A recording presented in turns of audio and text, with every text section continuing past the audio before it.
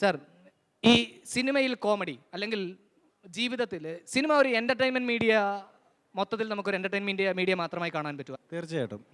കാരണം സിനിമ നമ്മളിപ്പോൾ സുഹൃത്ത് പറഞ്ഞ പോലെ നമ്മൾ തിയേറ്ററിൽ ചെല്ലുന്നത് രസിക്കാൻ വേണ്ടി തന്നെയാണ്. ഇപ്പോഴത്തെ കാലത്ത് പ്രത്യേകിച്ച് ഒരു സ്പീഡിൻ്റെ യുഗമാണ്. ഇപ്പോൾ നമ്മൾ തിയേറ്ററിൽ ചെല്ലുന്നത് നമുക്ക് ശരിക്കും ചിരിക്കണം. ഈ പറഞ്ഞ പോലെ ഒരുപാട് വിഷമങ്ങൾ എല്ലാവർക്കും ഉണ്ട്. അപ്പോൾ നമ്മൾ തിയേറ്ററിൽ ചെന്ന് ഈ കഷ്ടപ്പെട്ട് ഈ വിഷമം സഹിച്ച് കഷ്ടപ്പെട്ട് ചെല്ലുമ്പോൾ അവിടെ കരച്ചിൽ കാണാൻ നമുക്ക് താല്പര്യമില്ല. ഇപ്പോഴത്തെ ഒരു ജനറേഷൻ്റെ ഒരു മെയിൻ പ്രശ്നമാണ്. പിന്നെ നല്ല സിനിമകൾ ഉണ്ടോ എന്ന് ചോദിച്ചാൽ ഉണ്ട്. പക്ഷേ എങ്കിലും തമാശ ചിത്രങ്ങളോടാണ് ജനത്തിന് ഇന്ന് ഏറ്റവും അധികം ആഭിമുഖ്യം. അല്ല, പൊതുവേ ഒരു ചിരിക്കുന്ന സിനിമകൾ നിർമ്മിക്കുന്ന വ്യക്തികൾ എന്നുള്ള രീതിയിൽ പ്രേക്ഷകരെ ചിരിപ്പിക്കാൻ വേണ്ടി വളരെ ബുദ്ധിമുട്ടുള്ള കാര്യമല്ലേ? അതെങ്ങനെ സാധിക്കുന്നു എന്നുള്ള കാര്യം? അത് മെയിനായിട്ടും ഒരു സ്ക്രിപ്റ്റിൽ ഒരു സീനിൽ മാറ്റർ ഉണ്ടാവും. ഈ മാറ്റർ സീനിൽ റൈറ്റേഴ്സ് നന്നായിട്ട് ആ മാറ്റർ വന്നിട്ടുണ്ടെങ്കിൽ പിന്നീട് അത് ആർട്ടിസ്റ്റുകളും ക്യാമറാമാനും നമ്മൾ ഡയറക്റ്റ് എല്ലാവരും ഡിസ്കസ് ചെയ്ത് അത് ശരിക്കും നല്ലപോലെ എല്ലാവരുടെയും ഒരു കോൺട്രിബ്യൂഷനോടാകുമ്പോൾ അതങ്ങ് കയറി പൊലിക്കും.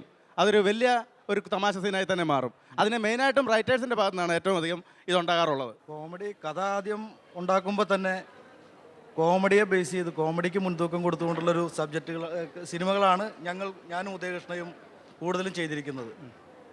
അപ്പോൾ ഒരു സീരിയസ് പടം ചെയ്യുന്നതിനേക്കാളും ബുദ്ധിമുട്ടാണ് കോമഡി ഉണ്ടാക്കാൻ.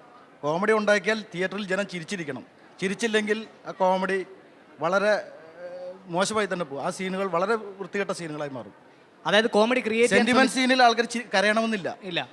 പക്ഷെ കോമഡി ചെയ്താൽ കോമഡി ചിരിച്ചിരിക്കണം. കോമഡിക്ക് അതൊരു ഭാഗ്യപരീക്ഷണമാണ്. അറ്റംപ്റ്റ് ചെയ്താൽ വിജയിച്ചിരിക്കണം, ഇല്ലെങ്കിൽ ഭാഗ്യപരീക്ഷണം എന്ന് വെച്ചാൽ ഒരു പരിധിവരെ നമ്മൾ ഈ കഥ പറയുമ്പോഴും ഈ സീനുകൾ മറ്റുള്ള ആളുകളുമായി ഡിസ്കസ് ചെയ്യുമ്പോഴും അവരുടെ ഭാഗത്തു നിന്നുള്ള റിയാക്ഷൻസ് നമുക്ക് മനസ്സിലാവും. ഇത് ഏൽക്കും, തിയേറ്ററിൽ ജനം ചിരിക്കും എന്നുള്ളൊരു കോൺഫിഡൻസ് നമുക്ക് വരും. അപ്പോൾ അത് പിന്നെ കൂടുതൽ ആർട്ടിസ്റ്റുകളുടെ ഭാഗത്തു നിന്നുള്ള പെർഫോമൻസും കൂടി ആകുമ്പോൾ അത് കോമഡിയായി മാറും, ചിരിക്കും. കോമഡിയായിട്ട് പൂർണ്ണമായിട്ട് മാറും അല്ലേ? അപ്പോൾ ഇവിടെ നമ്മൾ തിരക്കഥാകൃത്തിനെ പറ്റി പറയുമ്പോൾ സാധാരണ സിനിമകളിലാണെങ്കിൽ ഒരാളിൽ നിന്ന് മാത്രം, ഇവർ രണ്ടുപേരും കൂടെ പറഞ്ഞാലേ എല്ലാ കാര്യത്തിലും പൂർണ്ണതയാവത്തുള്ളൂ. ഉദയകൃഷ്ണ സാറിൻ്റെ അഭിപ്രായം അത് തന്നെയാണല്ലേ? അത് തന്നെയാണ് അഭിപ്രായം. സബ്ജക്റ്റിൽ ഹ്യൂമർ ഉണ്ടെങ്കിൽ അതിൻ്റെ ട്രീറ്റ്മെൻറ്റിലും ഹ്യൂമർ ഉണ്ടാവും, ഓട്ടോമാറ്റിക്കലി സംഭവിക്കും. സബ്ജക്റ്റ് ഹ്യൂമർ ഇല്ലെങ്കിൽ പിന്നെ കോമഡി ഉണ്ടാക്കാൻ പറ്റില്ല. ഒരു സീനിലായിട്ട് ആളുകളെ ചിരിപ്പിക്കാനൊന്നും പറ്റില്ല.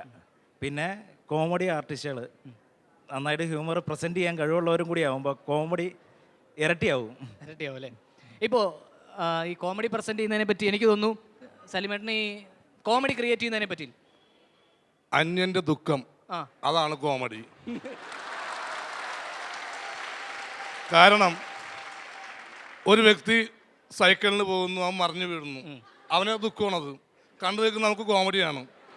നമ്മൾ ചിരിക്കും, കണ്ടവർ ചിരിക്കും, അവനും ചിരിക്കും. അതാണ് കോമഡി. ദുഃഖത്തെ അദ്ദേഹം മലയാളം ബി എക്കാരനെന്ന് തോന്നല്ലേ? ഒരുപാട് അല്ലേ? ബി അല്ലേ? അതെ, എനിക്ക് മനസ്സിലായി. കാരണം ഞാനും മലയാളം ബി എക്കാരനായിരുന്നു. കാരണം അതിൻ്റെ പേരിൽ അദ്ദേഹം ഒരു മലയാളം ബി എക്കാരനൊക്കെ മനസ്സിലായി. അപ്പോൾ ദുഃഖത്തെക്കുറിച്ച് ഒരുപാട് പറഞ്ഞു അദ്ദേഹം. അപ്പോൾ ഏത് ചിരിയുടെ അടിസ്ഥാനം ദുഃഖം തന്നെയാണ്.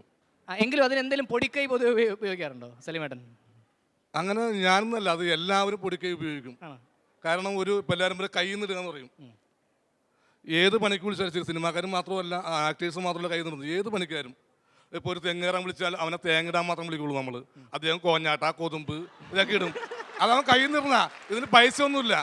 അപ്പോൾ ആ പാവങ്ങളിൽ ഇതാരും കാണില്ല. അവനെ തേങ്ങിടാൻ വേണ്ടി തേങ്ങിട്ട് പോയാൽ മതി അവന്. അപ്പോൾ ആ പാവം കൈ നിറണേന് കോഞ്ഞാട്ട കൊതുമ്പൊക്കെ. സിനിമാടന്മാർ സ്ക്രിപ്റ്റ് കിട്ടുമ്പോൾ അവനും കൈ നിന്ന് ഇടും. അത് ആളുകൾ ബോധത്തിലുള്ള അദ്ദേഹത്തിന് കൈ നിന്ന് കുറച്ച് സ്ഥാനങ്ങൾ വീണു എന്ന് പറഞ്ഞിട്ട് അത്രേ ഉള്ളൂ. എല്ലാ പണിയിലും ഉണ്ട് അവരവരുടെ കൈ നിന്നിടുന്നത്. ഇപ്പോൾ ഒരു സ്ക്രിപ്റ്റിലായാലും ജോണി ഡയറക്ഷനായാലും സാലുവേട്ടൻ ക്യാമറയിലായാലും എല്ലാം ഉണ്ട്. ഈ കൈ നിടുന്ന സംഭവമൊക്കെ എല്ലാ പണിയിലും ഉണ്ട്, പഠിത്തത്തിലും ഉണ്ട്. അങ്ങനെ കൈ നിടുക എന്നുള്ളത്. ഗ്യാസ് അടിക്കുക. അതെ, പരീക്ഷയ്ക്ക് അല്ല, ഇവർ പഠിക്കാൻ പറ്റുന്നതാണല്ലോ. ഈ പഠിച്ച് മാത്രം പോയാൽ മതി. അതിൻ്റെയൊക്കെ പ്രേമിക്കേണ്ട വല്ല കാര്യമുണ്ടോ? അതൊക്കെ കൈ നിടുക എന്ന് പറഞ്ഞതാണ്. അപ്പോൾ എല്ലാ പണിയിലും ഉണ്ട് ഇങ്ങനെ. അല്ല, ആ ചിരി